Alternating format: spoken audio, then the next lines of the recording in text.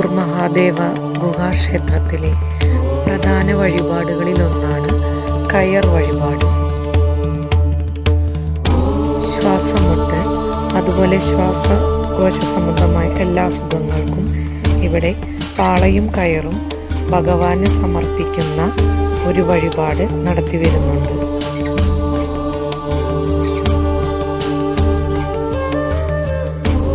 മാത്രമല്ല കയർ കൊണ്ട് തുലാഭാരവും നടത്തുന്ന ഒരു ക്ഷേത്രം കൂടിയാണ് ഇത്.